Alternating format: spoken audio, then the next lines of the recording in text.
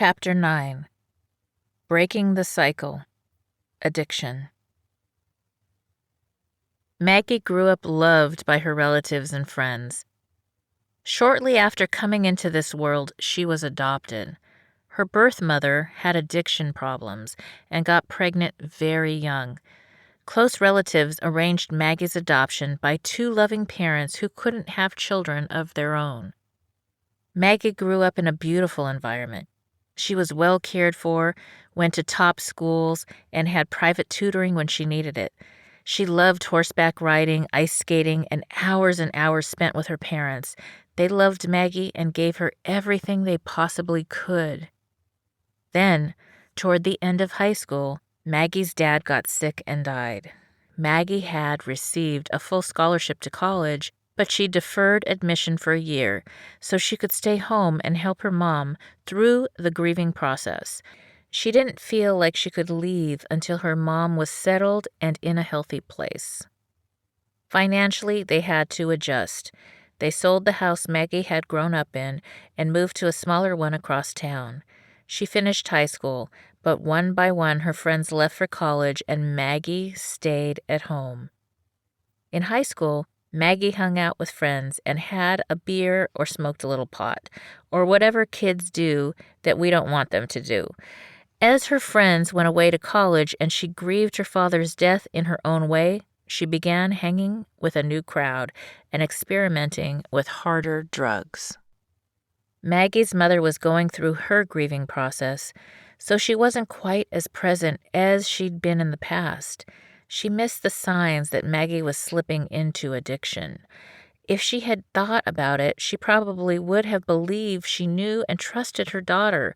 Experimenting with hard drugs wasn't a behavior she would suspect from the child she knew. While Maggie hung out with her friends, Maggie's mom went to grief counseling. By the time she noticed the changes in Maggie's behavior, the situation was severe. Maggie wasn't working. She wasn't doing anything. She stole money from her mom and friends.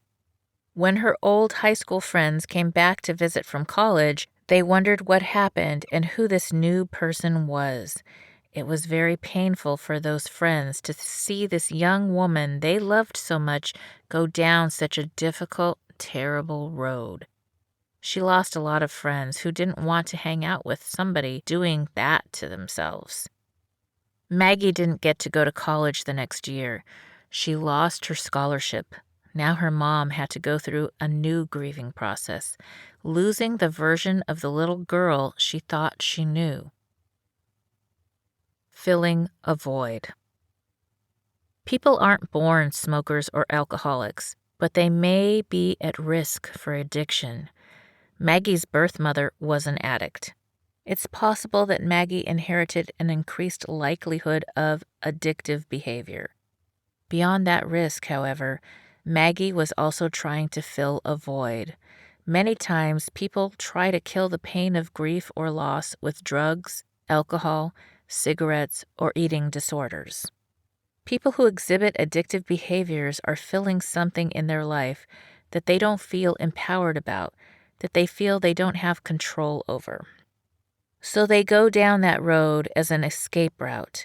They can't deal with it, so they go drink or smoke pot. Sometimes it's only a couple of drinks or smoking a little for a brief period of time. Other times it's a slippery slope to higher level, hardcore drugs that can lead to an overdose. Whether it's lighter substances, even cigarettes, or hardcore drugs, when the substance controls you instead of you controlling your use, that's a sign of addiction. The things people are addicted to vary from one person to the next, whether it's a drug, a food, alcohol, or an activity that's bad for you. People have sexual addictions, addictions to gambling or shopping. Unbalanced behavior without moderation is another sign of addiction. Whatever form it takes, addiction can lead straight to rock bottom. I don't believe addicts choose to be addicts. They want to escape or numb a painful situation and use the substance or activity to do so. What begins as perhaps an entertaining, one-off experiment triggers the feel-better part of their brain, and when things are bad again, they go do the behavior again to feel better, and it becomes a vicious, uncontrollable cycle. When a chemical is involved, it's not easy to control. If it were, addicts would be able to say, well, I'm done. I'm not going to do that anymore. If you can't control your behavior, it's an addiction. Whether you see that in yourself or in a loved one, you need support and a community. So you don't have to go through that alone. It's going to take a lot of willpower and other resources to get through. You may want to help the loved one who has an addiction with all your heart, but you're going to have to do more than just talk about it. What to do if you recognize addiction in yourself. If you're reading this book and going through an addiction yourself, struggling to pull away and wanting to live the life you envisioned, but your addiction continues to pull you back down, know that for your children, for yourself, for the life that you desire, you're going to have to put down that addiction. If you don't, we have an activity at the end of this chapter that shows how your addiction affects every single aspect of your life. If your addiction is controlling you and you're not in control of your life, you need to consider seeking medical treatment for an addiction. If you recognize addictive behavior in yourself, maybe this just solidifies it, or maybe it brings it to light for you. You thought things were going fine, and then you realize, oh, that's why my family isn't speaking to me. Or, that's why I'm having such a tough time at work and always getting in trouble. I recently met a 32-year-old waiter who works 2 jobs but is still struggling to pay his rent because he goes out drinking most nights of the week. All his friends drink, his family drinks, and that's the only way he knows how to socialize. Anything he does outside of work involves alcohol, and it's starting to mess up his life. He's tired all the time, he doesn't feel well most days, and he wants to find one well-paying job instead of working 2 lower-paying ones. As we talked, he finally admitted, I think I have a problem with my drinking. If you've had a similar realization, you may be wondering what you should do or what you can do. You have to address the real cause of what led you down that road, honor your experience, and face it. Then deal with whatever you have to do to get rid of some of it. That may require medical intervention, medication to get off the drug, or going through a rehab program because now your body is physically addicted to the substance. You may need to find a new peer group who are focused on the positive things you want to accomplish, like work, school, or personal development. You need to change your environment so that you set yourself up for success, removing the people, situations, or items that trigger your addiction. Then, you need to replace your addiction with a new, healthy behavior. What can you replace this coping mechanism with? Some people get a high when they run, and that allows them to process the things that are happening in their life.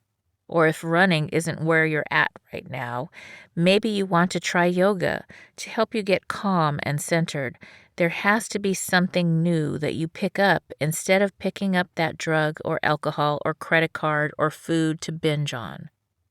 If you used to be addicted to burgers and fries, maybe you can get addicted to going out dancing or doing yoga or riding your bike. You can replace an addiction to drinking or a drug with writing in your journal, blasting music, or painting when things are difficult. Maybe you're going to join an adult sports team. We don't have to stop playing just because we're adults. I have a client who used to be a competitive swimmer. That was her healthy release and way to cope. Then she had children and got stuck working long hours in a job she didn't like. She was doing everything for everyone else and nothing for herself. So to cheer herself, she would eat little treats. One day when her kids were in high school, she realized just how out of shape she was. Thinking back, she also realizes that she's been miserable for years. She's not happy. so she numbed her misery with food. She struggled with that realization. She was angry. She asked herself, what the hell happened to me? After dealing with her immediate reaction, she decided to take a plunge and make one change for herself. One of the neighbors let her use their pool in exchange for teaching their children how to swim. Soon she started teaching other children how to swim as well. Eventually, she started her own swimming school. Now she's in great shape and she still teaches swimming. Her kids are grown and she taught her grandkids how to swim. And she's happy. She needed a way to replace that addiction with something positive. Your healthy replacement doesn't have to be expensive. It doesn't have to please another human being. It's just something that is your way of expressing yourself or having fun that isn't eating or doing something else to fill the void. Then it's a real happiness, not a drug-induced feeling from an activity that drags you down. It's a healthy habit that leads to taking back that control in your life, rather than letting your addiction determine where you end up. What to do if you recognize addiction in a loved one. As I said, addiction affects everyone and everything in your life. But what does it look like for the person on the other side of that addiction? You may experience a child, friend, or partner struggle with an addiction, but you can't just tell them, oh, just stop drinking. Get addicted to the beach. That's a great idea, but when it's not your own idea, it won't work. And then you'll have the added resentment of, who the hell are you to tell me what to do? Sometimes people say things they wouldn't say if they weren't in that addiction space. Their character and personality are almost lost. It's not them. They have something else that's ruling their common sense or right thinking. If they were in control, in their right mind, and not addicted to something, they would not want the addiction in their life, your life, or their children's lives. When somebody's ready to kick an addiction, they ask, what can I do? What are my options? They're ready to walk through that door instead of you having to push them. I know that you want to push them because you love them so much. You have the desire to push them, drag them, or do whatever you have to do, figuratively or literally, just to get them to that healthy place because you want the best for them. Sometimes that means stepping out of the picture, using tough love, or setting boundaries. You have to be set, solid, unwavering on your boundaries. You might have to say, I can't have this in the house. If you come home drunk, then you're going to have to go until you get treatment. If you say you're going to do something, you need to follow through with it. Then you make that person go somewhere else, a friend's house, a hotel, so they know their behavior is not acceptable. When that person isn't drunk, they wouldn't want that for you or your children, so this is the boundary. This has happened. Third strike, you're out. You can't control the other person's outcome. You can't make the decision for them.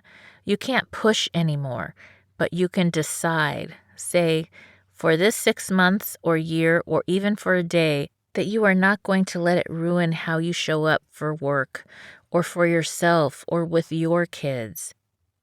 They will feel the difference. The strongest people I've known have had to do that, and their loved ones are most often the ones who actually get help and treatment because they're following through. They understand this is the way it's going to be and that you're not playing games. You're not joining that club. You're modeling the strength that somebody in an addiction doesn't have at the moment. You both need support. Someone suffering from an addiction needs a lot of help once they are ready to seek treatment, but their loved ones need support as well. You need resources, a peer group, and support from other people and the community to help somebody get through their addiction. You don't just need one support group. You're going to need a lot of support groups. You're going to need every single thing you can get, any person or group you can have on your side. You need as many people as possible to help get somebody back on that beautiful track to a good life. I've included some resources for support on my website. That link is at the end of this chapter. Having a group and some support lets you know that you're not alone. You didn't cause this. It can happen to anyone from any group. Addiction does not discriminate. You can give someone the best possible life on this planet, and they could still have an addiction. You can give and receive help, but whether or not the other person takes it is out of your control. Sometimes the only thing you can do is send somebody love. If they're hurting you or stealing from you because of this addiction, the only way to be safe may be to keep them at arm's length and let another group or resource step in and help you through that. That's okay, because that is probably the safest and healthiest thing for both of you. It's tough love. It's sending compassionate, loving energy. It's living your life and doing your routine and setting those boundaries so you're not dragged into it. It's getting your own help through different connections and groups that are designed for people that have people with addictions in their life. That connection to other people helps a lot. Somebody in an addiction needs to hear it from different people. They need to look in the mirror, but they need people to guide them to that mirror. The people closest to them are usually not the people who are actually going to get through to them.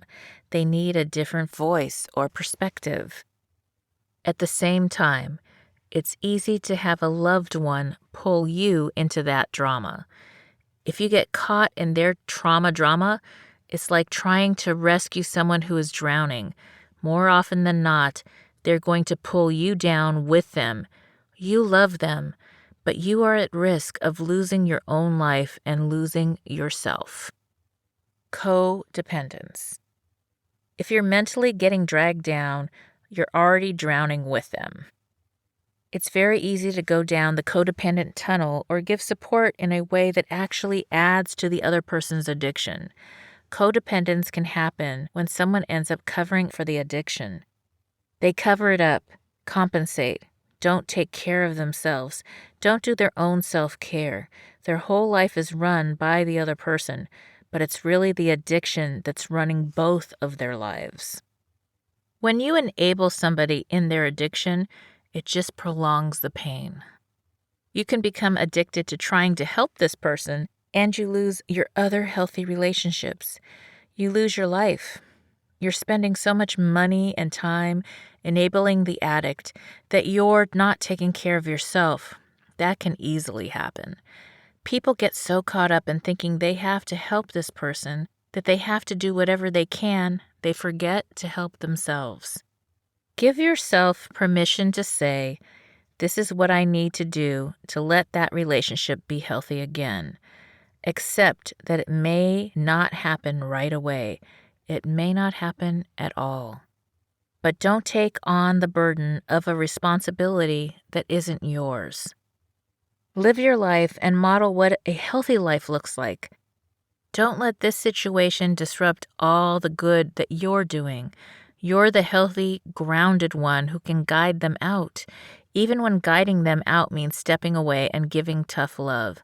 You need to be really centered and have control of your life, so you don't go down with them. In the activities section of this chapter, there are some questions to determine whether you may be enabling a loved one's addiction. You will also find suggestions on how to stay the course of supporting your loved one through an addiction without losing your own wellness in the process. You and the other family members not dealing with addiction are the healthier ones in this case, so setting solid boundaries will model wellness to your loved one. It is important to have all parents and other family members involved and aligned on how to set and enforce loving boundaries that will protect everyone's safety and help the loved one recover. Show them their options and discuss the resources for support. Show them their light and focus on their strengths. Addictions feed on attention. When you feed an addiction by giving it attention, you fuel it on an energetic realm. As Tony Robbins says, energy goes where attention flows. It's important to not fuel that fire. Put your energy on the things that you can control and change in your life. What can you do as a parent or partner in a relationship? What are the things you can control? Because you can't control another human being. You can control how you give attention when the person with the addiction has a success, when they're really making the effort, when they are going to get help or going to a treatment center. That's when you give the attention. You can focus on that and on their strengths and remind them of who they really are, who they showed up as in your life. You're supporting every little teeny tiny good effort. The message is, I love you because I love you. I'm not going to support you when you're doing this. And because I also love and honor myself, I know you wouldn't want this for me, and I don't want that for you. I don't want to see you hurt yourself. I'm not going to help you hurt yourself. I will support your efforts to love yourself. If you're not the one with the addiction, you have the choice of how to show up. You're teaching people how to show up for you by how you show up for them and for yourself. What if the addiction isn't to drugs or alcohol? We focused a lot on addictions to drugs or alcohol, but what if it's something different? What if it's an addiction to gambling, to cigarettes, or an eating disorder? The concept is going to be the same, but the treatment is different. There are certain levels of a relationship where you might step in. Maybe you can keep your loved one active and give them fun things to do that take them out of the place they use addiction to escape. You're doing something to get them out of that mental state or place of feeling down that brings them to that addiction sometimes. What can you change in the addictive pattern? You're not saying, hey, let's stop shopping. Instead, it might be, hey, let's take a road trip. Let's go to the gym. Let's go dancing. Then you're taking them away from it and replacing it with something as a couple, as a parent, or as a friend. You're redirecting the focus without having the discussion about shopping. Then they're having fun and they didn't have to face that issue for a while. Compliment them on things that are real. Not a fake compliment, but a real heartfelt compliment on the positive things. Positive reinforcement helps them keep wanting to do whatever earned that compliment. Nobody wants to be criticized. Constructive criticism, especially when someone's in a place of going into an addiction as a coping mechanism for everything else that's going on in their life, is not really helpful. They don't need you to throw a rock at them right now. They're already hurting. You see that they're hurting. Give them a hand and help them up. Get them out of that mental state. Go do something else. Let them see that it's coming from love, so they feel only love. If you have a relationship that allows for an open conversation about the addiction, you can say, hey, if you start going down that road again, what can I do to help you? Maybe you can come up with a code word, or they can tell you something to do or not do. Then you know how to support them through the rough spots without being overbearing. Then you can say, remember that we had that talk? I see you're going down there, and you said to do these things, so I'm doing them. If you want me to stop, I will, but I'm going to support you this way. That takes a lot of the judgment out. You don't think you're better than them because you don't have that addiction, and you're not telling them not to do it because you know better. It's just, I'm here and I'm going to support you as best I can. That helps you and your loved one reach the desired outcome a lot faster. Applying the Boots formula to addiction. I once worked with a very successful businessman named Ben, a friend of a friend, who hid his extreme alcoholism for years. Eventually, however, it caught up with him. He got into a car accident, totaled his car, got charged with a DUI, and lost his license. After that, he didn't hide his drinking as much, and during a days-long binge, he fell into a pool and almost drowned. His friend came to me afraid that Ben was going to die. Ben's addiction was threatening his life. Being. Ben first had to acknowledge who he was being, an alcoholic. He needed a reboot instead of another rehab because he wanted to redefine his identity and become functional again. If he didn't want to change, nobody could make him. He had to be willing to take these steps. So who are you being if you are the one with an addiction? Or who are you going to be when you're showing up for this person suffering from an addiction? You first have to admit that there's a problem before you can begin walking through it. When you start to show up again, the people around you see a different person showing up, and they see the effort. It brings that positive healing to everybody around you, and as you inspire them, they can re-inspire you as you see people in your life choosing to make a change or pick up healthier habits. That's a healthy cycle that reinforces the change you made. Orientation. Ben had to acknowledge that his addiction owned him. He had to confront how many times he put himself or others in danger.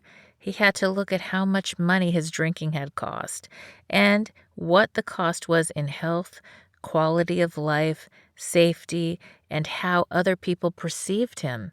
Ben had to own up to that before he could switch roles. He also had to acknowledge the good parts of himself, his intelligence and good business sense when he was sober, and all the people his company helped. Then he had to say, "This is what I would like for my business, my family, and myself." Where are you in your life, and how can you take ownership of your situation? When you make a mistake or something doesn't go right or you get a surprise, you can be honest about that too. People really appreciate that and can support you through falling off that horse or wagon, which will happen. In life, there are going to be challenges, and how you show up through them is huge. People are going to support you when you're willing to be open and honest. When you don't hide anything, it's easier to get the help you need quickly to get back on track easily. Order of operations.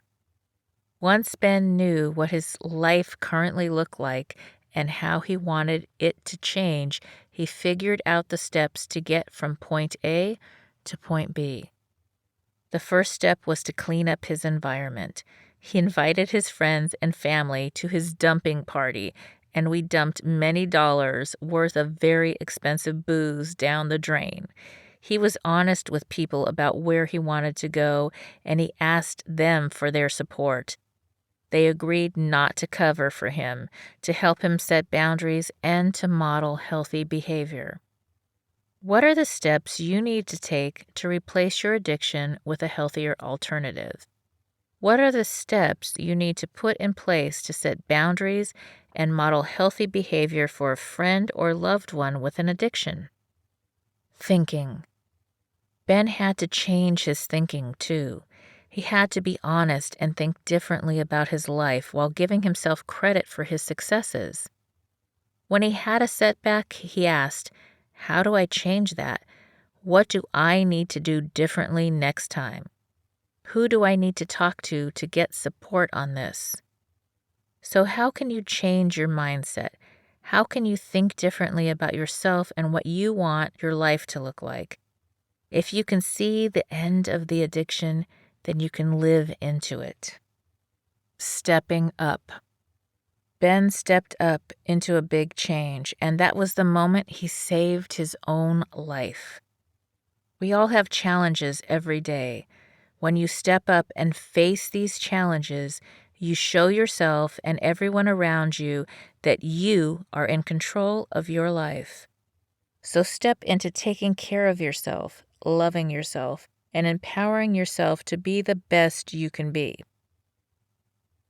From addiction rock bottom to moment of empowerment. Maggie hit a literal rock bottom. People were concerned she would end up homeless and lost, unsure if she would live or die. Her friends and family did an intervention and got her into rehab, which cost a lot of money but got her back on her feet. It took a couple of years and a few backslides. She would get better and then fall off the wagon and have to go through the whole process again. But each successive time, she didn't fall as deep and it didn't last as long. Maggie finally went to university, graduated, and got a good job. She never returned to that low point in her life. Reboot activity. Free yourself from addictions. We all either face or know someone who has faced addiction. The following is some additional information that may help you or loved ones take back your power and rebuild your life. Excessive alcohol use can increase a person's risk of developing serious health problems, in addition to those issues associated with intoxication behaviors and alcohol withdrawal symptoms. Tobacco use and smoking do damage to nearly every organ in the human body, often leading to lung cancer, respiratory disorders, heart disease, stroke, and other illnesses. Marijuana has not only immediate effects like distorted perception, difficulty problem solving, and loss of motor coordination, but also effects with long-term use such as respiratory infection, impaired memory, and exposure to cancer-causing compounds. Opioids, including prescription drugs such as hydrocodone, oxycodone, morphine, and codeine, reduce the perception of pain, but can also produce drowsiness, mental confusion, euphoria, nausea, constipation, and depending upon the amount of drug taken, can depress breathing. Opioid misuse represents a unique challenge. According to the Center for Disease Control and Prevention, an average of 130 Americans die every day from an opioid overdose. As people use opioids repeatedly, their tolerance increases and they may not be able to maintain the source for the drugs. This can cause them to turn to illegal sources for these drugs and even switch from prescription drugs to cheaper and more risky substances like heroin.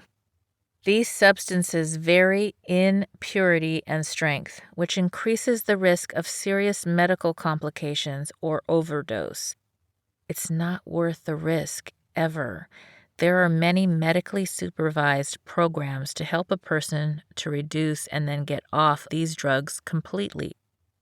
While many can benefit from using these medications to manage pain, prescription drugs are frequently misused. If you ever have to take prescription medications for pain, make sure you take the lowest dose possible. Alternative pain management options can be used along with regular medication.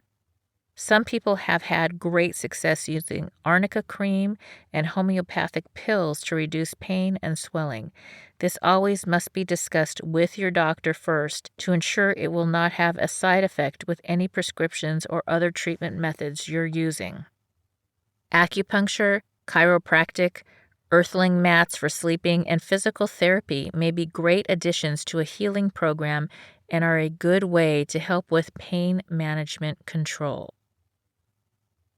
Quiz to see if you or a loved one may have a drug or alcohol addiction. You or your loved one uses references to alcohol or drugs in many conversations, like, "I can see us sitting by the pool, relaxing, and having a drink or smoking some pot." You or a loved one keeps taking a drug after it's no longer needed for a health problem. You or your loved one often will even look in other people's medicine cabinets for drugs to take. You or your loved one has all but lost interest in things that once brought a good amount of happiness to life. You or a loved one needs more and more of a substance to get the same effects. You or a loved one hides the drug use from others. Getting caught causes an outburst. You or your loved one takes prescribed meds with alcohol or other drugs.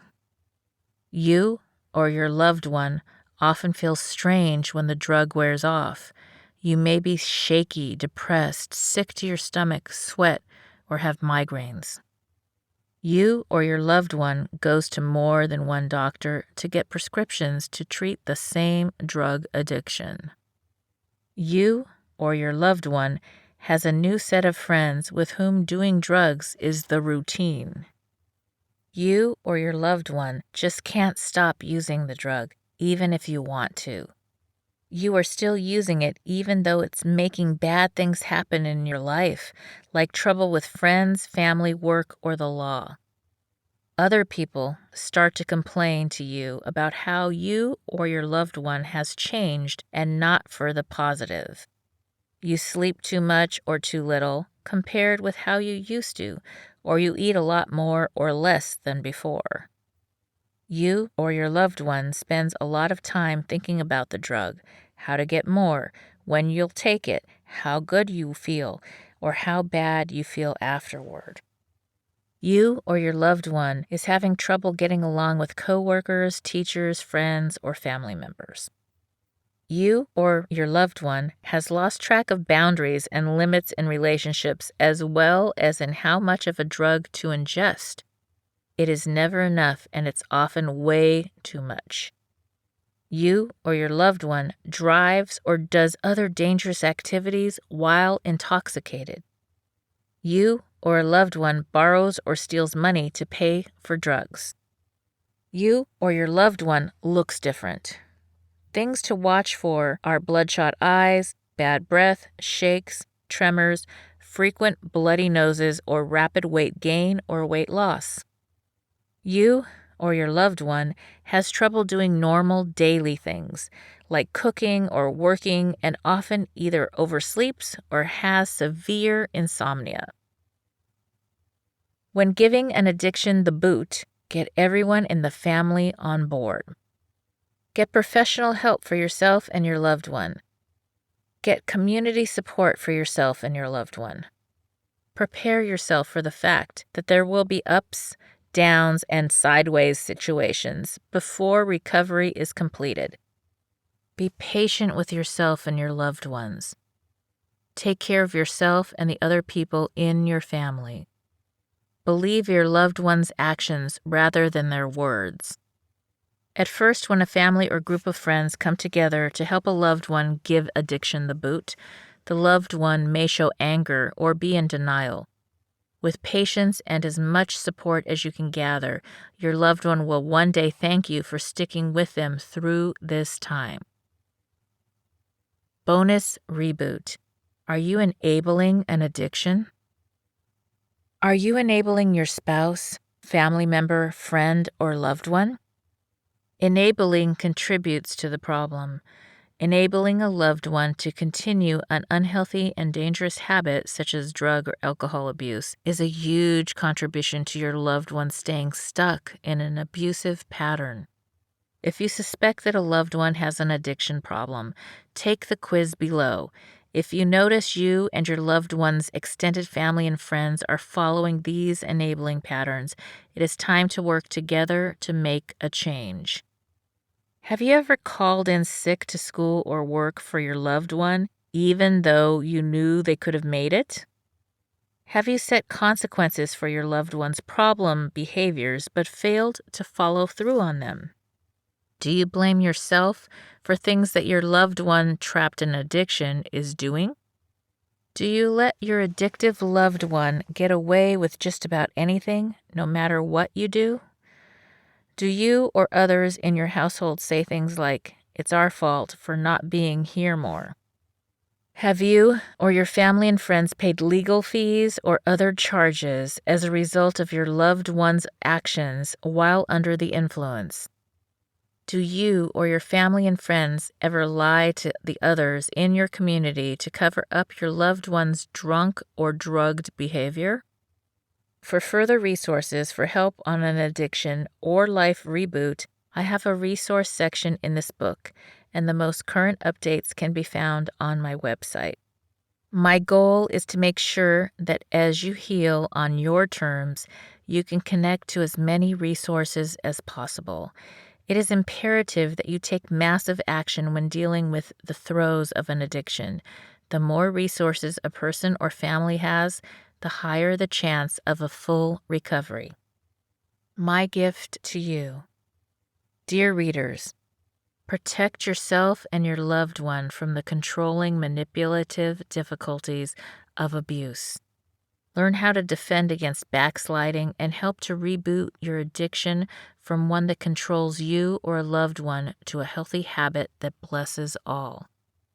Get your 2-week email-based addiction defense course at www.sheilamac.com/defense.